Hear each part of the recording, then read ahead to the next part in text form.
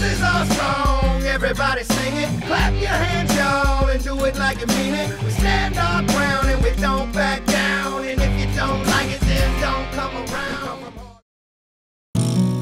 How y'all doing? Yeah, my name's Colt Ford. I got my boy Brantley Gilbert in here with me. A little known fact in the world that the only person who promotes this fact is me is that I'm responsible for the Dirt Road Anthem. Somewhere in 2007 I was representing Brantley Gilbert and Colt Ford, and Brantley had a manager named Ken Fulgham, and I was talking to Ken one day and I said, well, if Brantley's down there, we should get them together. Maybe they want to write a song or something sometime. And they got together and wrote, and it was a song that people may have heard of called the Dirt Road Anthem.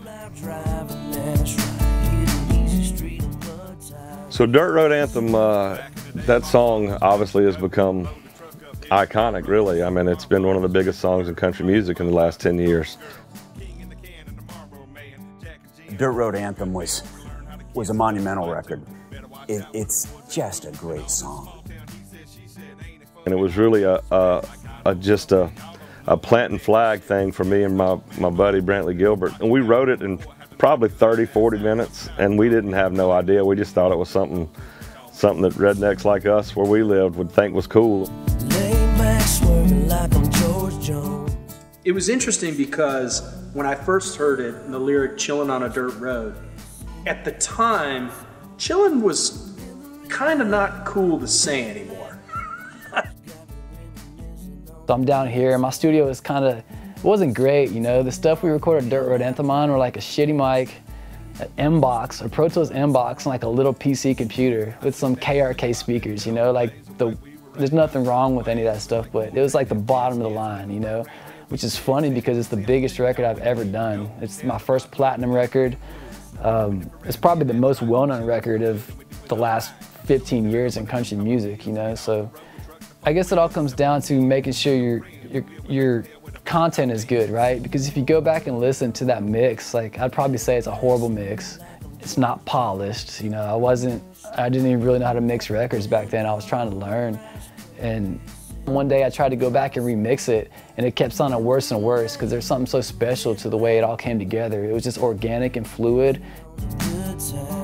We were just really excited about it, you know. We didn't know if it was going to be the song or what it was, but when we released the song on YouTube, you started to see a grassroots movement, and Brantley's fans really took hold of it, and the thing started to skyrocket on YouTube, and you really knew, wait, maybe this song could be something.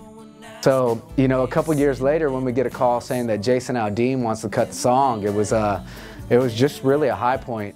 Got me reminiscing on a good time. I mean, we had been told up and down, like, Colt Ford's music will never be played on country radio. This music does not fit our format. Then Jason Aldean records it, and of course it becomes a #1, arguably the biggest song of Jason's career. You know, so for all those people who said that Colt Ford's music would never be played on the radio, they were wrong. You know, we were right. Unfortunately, it wasn't Colt's version. But it was a version.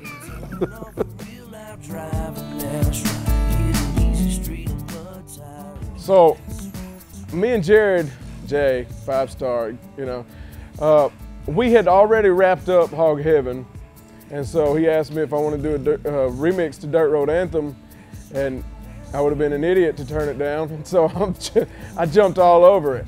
And honestly, it was a little surreal whenever Jay mixed it and he sent it back to me, and I'm on the Dirt Road Anthem remix, and it's Brantley and Colt and me, and I'm sitting there going, man, I was jamming this in my truck like 2 years ago and had no idea who any of these people was, you know?